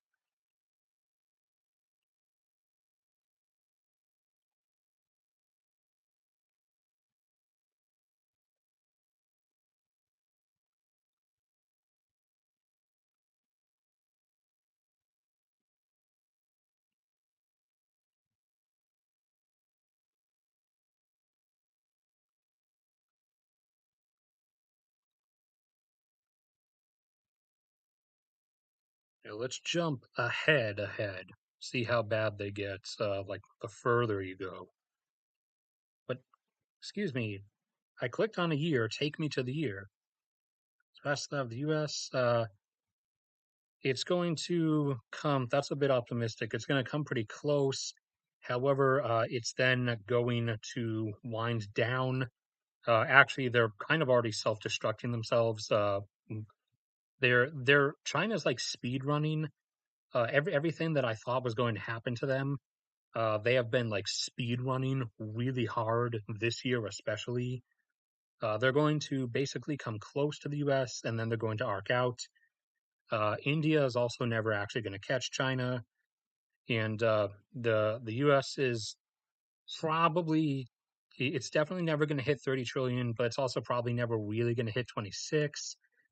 If anyone hasn't seen my economic growth is going to die before 2040 video, then go see that. I covered the not all the reasons, but as many reasons as I could think of when I was recording it. So I covered that. Economic growth for everyone is kind of not going to be around that much longer because it depended on quite a number of things that were only really true for the 20th century or so. One third of new cars are electric. Uh, yes and no. It will get close to that point, and then it will arc off, and then probably contract because it's going to pass the limit of nickel and lithium supply.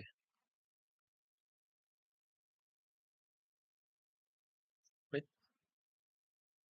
see, and this is trivial. This is meaningless. I'm assuming like medical marijuana is also like already widely legal, so I'm assuming they might have mistakenly meant like just marijuana itself. Completion of lunar gateway station. That's a bit optimistic. Uh, yeah, I'd push that into the 2030s. Now, Artemis 1 was supposed to launch in like 2019 or something originally. So this is 2028. Add 4 years onto it.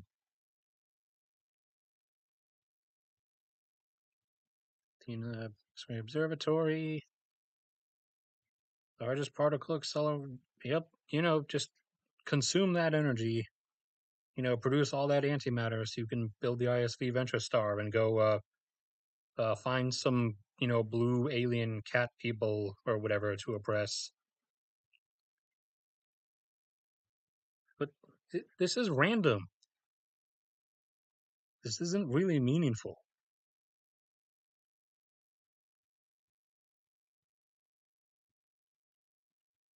Uh, this kind of stuff has been really postponed. Like the Fenharm tunnel was just started construction, IRL. It was supposed to be done according to this website in like 2018. In reality, it's not going to be done until 2029. So whatever tunnel this is, yeah, no, I'd add like at least 10 years onto this. So instead of 2028, we'll say like 2040, whatever project that is will be done. 0.4 nanometer modes, yeah, that's perfectly in line. Delhi, but kind of already is, I thought. 28, 29 million as of 2018. Okay, yeah, Hong Kong and Tokyo, I think, are both still at like 34 million right now. So yeah, Delhi probably hasn't passed them just yet. Okay, that's not a prediction of the future. That's just known facts. That's already scheduled. That's literally just easily that you can just look this stuff up. That's not a prediction of the future. Uh yeah, no.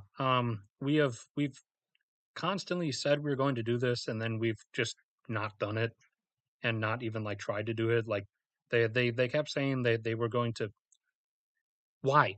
Why is this on a list of future predictions? What meaning does this have? Of what significance is this to civilization? It's a movie, and that they're not even really that good. Get over it. Cope and seethe.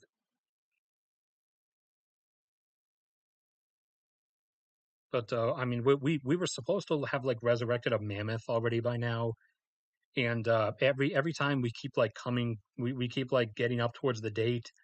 The biologists like and the geneticists behind it end up coming out and saying like, oh, sorry guys, looks like it was something monumentally harder than we sold it as being, and you're gonna have to wait another decade probably.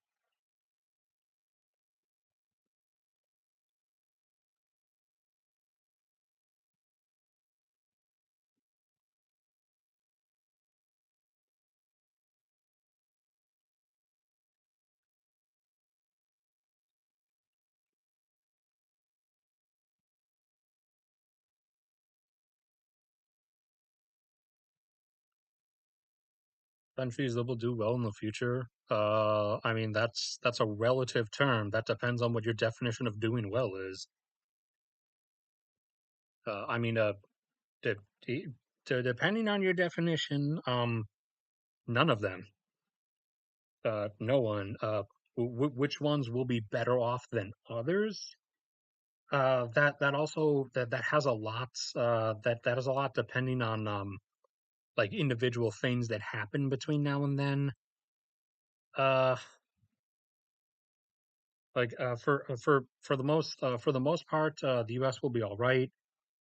Because if it comes down to it, especially once you factor in economic contraction, most U.S. demands can actually be met internally and by supplies from Canada and Mexico.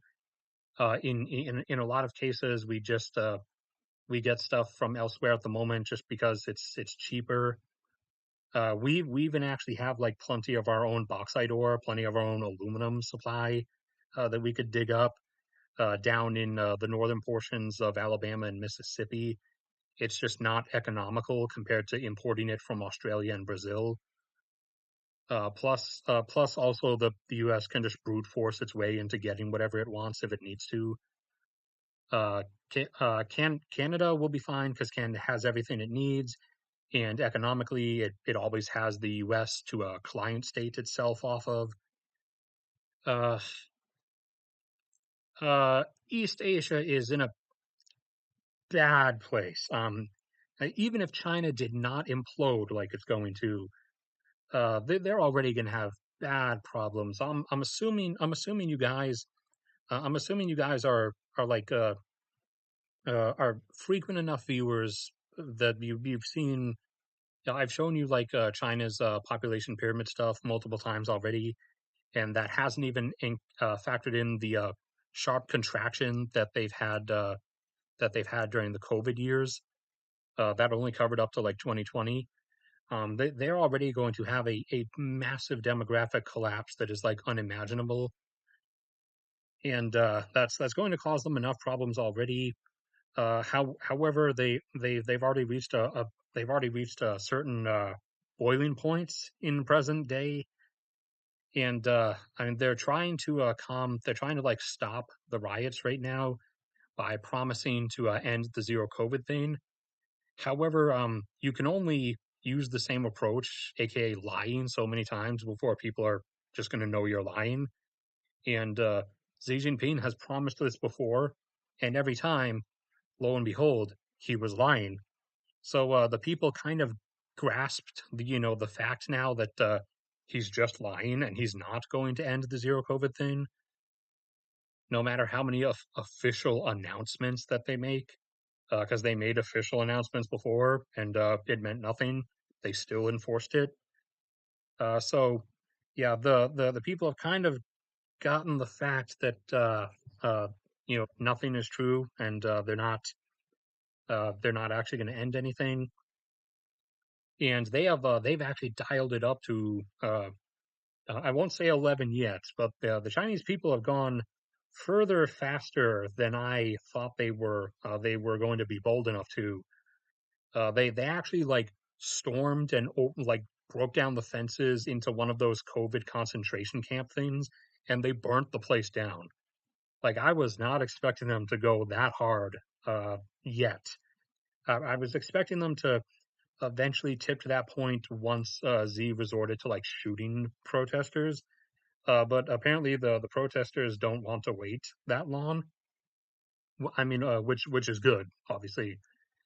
Be ready to you know conduct your like human tsunami before there's a need to conduct the human tsunami. But not just them. Uh, the other East Asian nations also have a similar demographic problem. China's is just going to be horrifically worse because of everything they've been doing. They were actually bringing their birth rate back up to 1.7, I believe it was, before they started all this ridiculous super big brother stuff with COVID in 2020. And since then, it has crashed down to like 1.05.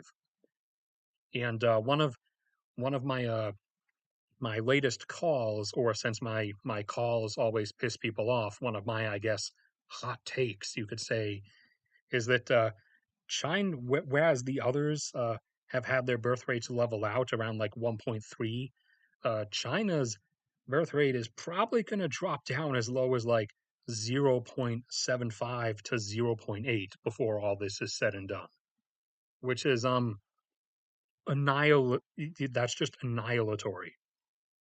The others are going to have problems. Um, however, that they can get around them somewhat.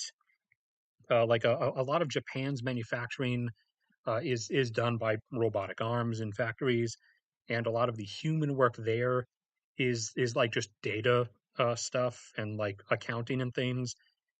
So that can be outsourced to foreign workers. However, they're eventually going to get into fights with whatever like nations they outsource a lot of the work to because they're going to have disagreements over who gets since they're working for like say Japan or for South Korea, but they're working in their own country, like say India or whatever.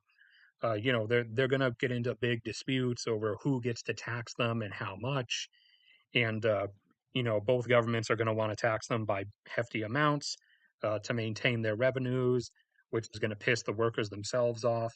And so then the workers there's going to be a lot of like constant strikes and uh, like walkouts and stuff by the workers over the years because they're not going to like getting taxed 30% by this government and 30% by the other government. So East Asia is going to be a workforce mess, kind of. India is going to be all right for a little while. However, especially once they bottom out, as they are going to not all that far off from now, their groundwater reservoirs, which are supplementing their needs, especially their agricultural needs, that their rivers can no longer meet. Once they reach the limit of those, that's going to be when they have real problems, and they're also going to implode. The the Persian Gulf nations, ironically, will be all right for a while to an extent, just primarily because oil is going to get so expensive that they're gonna keep getting so much revenue that they're going to be able to buy their way. They're going to be able to money their way out of most of their problems. However, that is going to have its limits. What when you hit a problem and it becomes like inherently physical and stuff, then that you hit points where you can't really money your way out of it. And I'm going to actually scroll through 2050 just because I was asked. So half the rainforest is gone. Yeah, we are on track for that.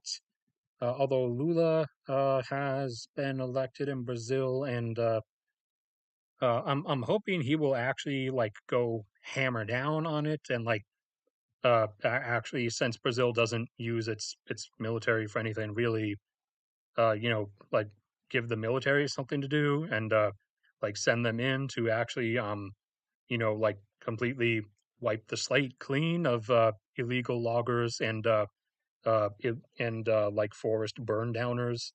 I don't know what to call them at the moment, so that's the only thing I could come up with at the top of my head. Because I mean, just that they have Brazil has it is illegal to like deforest the Amazon. That Brazil made it illegal, but I mean, declaring it illegal doesn't really do anything if everyone's still doing it. You kind of actually have to use force. I know the modern generations don't are like very they cringe at the idea of like enforcement of things, but you actually sometimes have to use violence to stop things from happening. Wildfires triple in some regions, yeah. Wine industries, uh, don't really care too much for wine. Body size, fish body size, average body size of fish has already declined by a lot over time because uh, we we catch them in such large amounts now that they don't have decades to grow to the kind of sizes that you would see back in the early 1900s.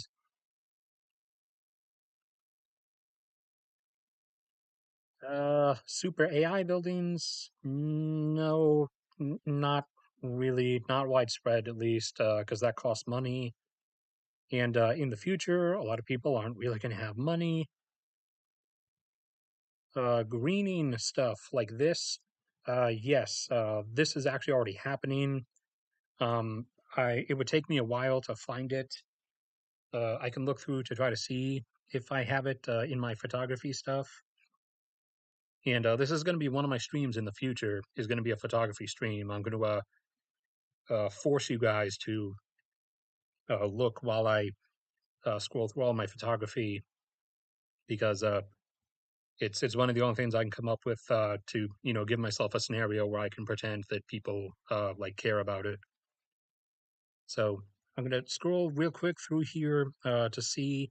But in Baltimore, a city that Josh and I like to visit, there already are several like walls on buildings like that have densely packed moss. Because instead of grass or like shrubs, moss actually, especially when you get it to stack on itself in layers, moss is actually really efficient at CO2 filtration per like volumetric area that it occupies. It's like several times better than like average plants like grass or bushes or trees. So a lot of cities are starting to have those somewhere, and Baltimore is one of them. It has several moss walls. See if I can get down to Baltimore. Thought I took a picture of it somewhere. Is it no, no, no, no, no? Not on this trip. No, I guess not. Okay. There's another one. Let me get another one. Oh man, these were the days. Man, were these the days. I had money, I could travel places. It was awesome. But then 2020 happened, and I now live in a post 2020 world. Okay, was it this trip? I did a lot on this trip. It might have been this trip.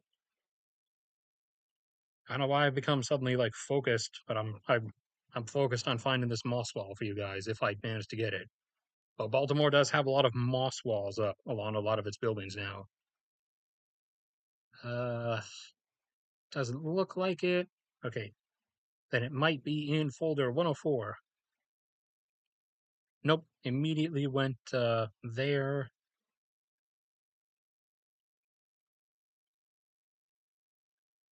Unless, wait, was there one more Baltimore run? I think there was. Was there? Got a lot of Bindi, screws, Bahamas. Yeah, Bahamas were awesome. Although the Bahamas thing, that wasn't me. That was my parents. If I end up going anywhere now, it is explicitly because other people are taking me and not because I'm like actually loaded enough. Come on, I know that there was one more Baltimore. Here we go. Did I get the Moss Wall? Forgive me for being this obsessed, but I'm really I want to find this Moss Wall. No, no, I didn't get the Moss Wall. No,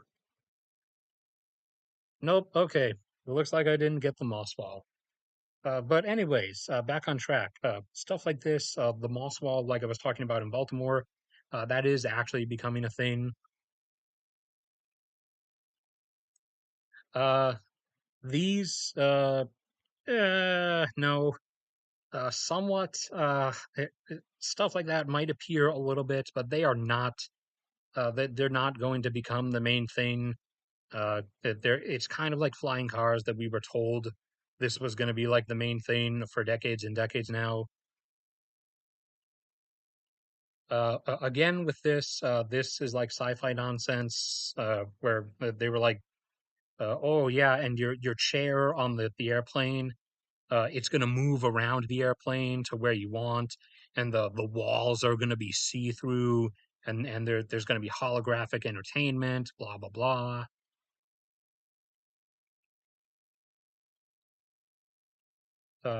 Super grids, those basically already exist.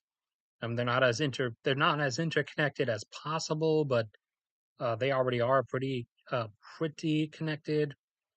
Oh yeah, China doing the massive water diversion thing that if China stays together and doesn't implode and keeps doing this, then they will end up at war with India over that. However, I don't actually think they're going to get that far. China's on their path to imploding already, so that's not really going to get to that point.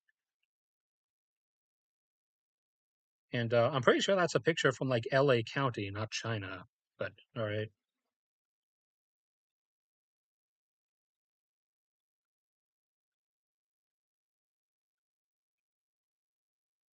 I mean, yes, the moisture would be a problem if the wall that the moss is on was not specifically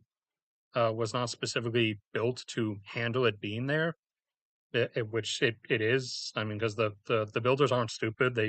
They know that that would be a problem. So there's a specific there's like a specifically fine mixed like bitumen coating or something on the outside of the concrete. So it's impermeable. But but the moss will it keeps the water out, but keeps the moss on also. But moss will also, I mean, moss will grow on literally anything, anyways. Once you get it started, it's a bit difficult to work with, but once you get it started, it's pretty good.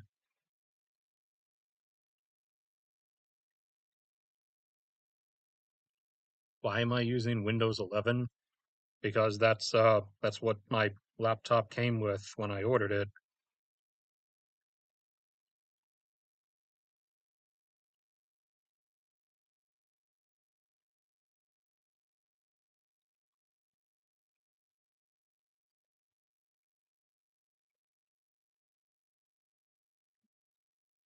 And then from there on, this website just gets really basically the further out you go, the more like ridiculous it gets.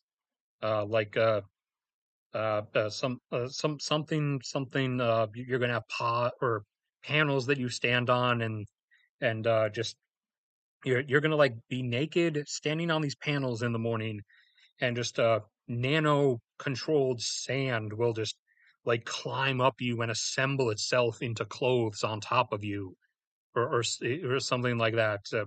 Whatever clothing you choose from your holographic display screen, and you pick your outfit for the day, and the nano sand climbs up you and assembles itself.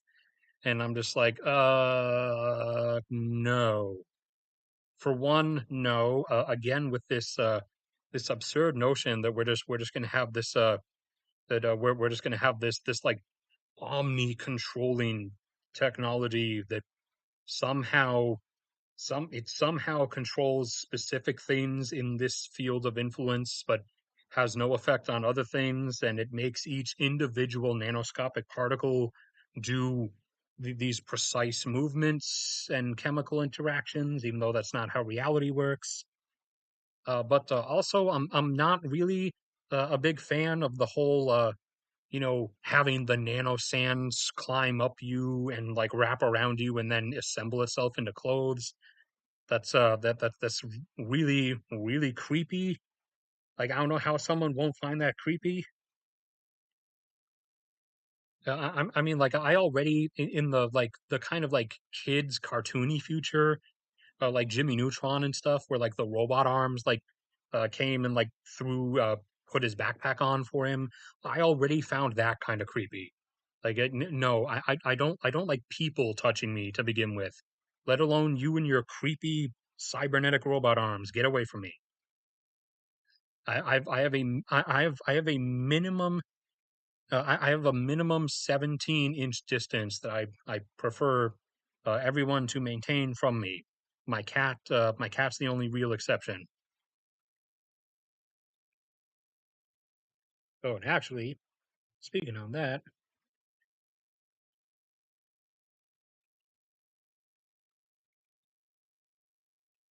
if you are not already, go subscribe to my cat's channel. Uh, we have a shortening window for her to get 1,000 subs. Otherwise, the the viewing hours that she got last like December will run out on the 1 year clock, and then she'll be reset, and she'll have to get like 4,000 viewing hours, like new viewing hours again. Which I only managed to get those viewing hours for her because one of her videos just randomly went viral and got like 500,000 views. But it still only got her like a few. It'll still only got her a few thousand viewing hours because people only would watch for like 10 seconds, then they would click away. But okay, I think I've gone through roughly everything I intended to for this one. In terms of in terms of uh like my thing on how the future is going to be, as I've told you guys before, I have several things coming out on that. I have one thing that I might do on stream. That is a long time ago, I wrote a cringy story um that takes place in like the not too distant future, 2043. And so we'll throw the story out, and just the individual things that are seen by the character in their daily life in 2043. I might just like semi-narratively run down that in like basically a checklist or a bullet point list on stream in the immediate future. I also I'll have a generalized video about the middle of the century coming out. I will probably I'll probably do something like the what the real 2030s will look like or something like that. Uh, and then I'll do my I'll do a daytime stream on New Year's Eve day or December 31st this month, where I'll do my usual like end of the year wrap up slash outlook for next year, energy and resource wise. Although because numerous people have been making numerous decisions across the world and throwing things into chaos, there's a limit on how much actual predictability I can give you anymore. Since everyone is just going for everything. Uh, I mean, granted, those were two calls that I got right out of my list of calls. I'm 5 for 1, 5 correct, 1 wrong at the moment. At least as of this moment. Like I did, despite claims, despite being told it wouldn't happen, I was on the position that yeah, it was pretty obvious Russia was going to invade Ukraine. I also was saying long beforehand that Turkey was inevitably going to invade northern Syria. Uh, and one of my other Turkey related ones is they are inevitably, no matter which version of Iran, like if the revolution goes all the way and they overthrow the Ayatollah and stuff, even if it's a new Iran, it won't matter. Turkey is going to end up at war with Iran at some point. And then there actually is going to be U.S. A Turco-U.S. war or a U.S. plus extras versus Turkey war in the Persian Gulf, probably during the mid to late 2030s slash maybe early 2040s, over control of what at that point will be a lingering supercritical oil supply. But I knew these things were coming, or at least I called that they were going to be coming. However, that doesn't change the fact that they've kind of thrown things out of the normal like predictable framework that I could normally operate within. So especially in terms of like price ranges, in more immediate future stuff, like for specifically just the next year, I am really limited in that now because I because everyone's doing everything. Uh, and so that's going to be a bit restrictive. I will be doing the normal geography mega knowledge stream instead of the end of the month this time. I will be doing it probably on like the 20th or something, which I think is a Tuesday. Actually, check the map of knowledge, show you just how full it is now. Look at that. So few left remaining. And by so few, I mean like 40 something. But still, it is so full now. So that will be around like the 20th. And then the New Year's thing will be on New Year's during the day because I don't want to interrupt anyone's actual New Year stuff if they're doing anything. Plus, also, as you know, I am not home in Alaska. I've been trapped down in the southern U.S. for 3 years now. And down here, it's full of a bunch of like dumb rednecks and they set off fireworks all the time. Sometimes they even blow themselves up with them. And it gets really loud at night on New Year's. So I'm going to do that stream during the day on New Year's. And the general idea is I will go to up to the point of doing a stream per week or so. But that's it for this one then. And I'm going to get to finishing the monthly oil production levels update video for non-OPEC countries after this. But thank you everybody who showed up. Thank you especially to Nebraska something, I think Nebraska because that's your name. for constantly giving me money. I don't deserve anybody's money, but thank you tremendously to anybody who does give me money via the YouTube super chat or by my PayPal or Patreon. Both of those are somewhere. And that is it for now. So I will see you guys around.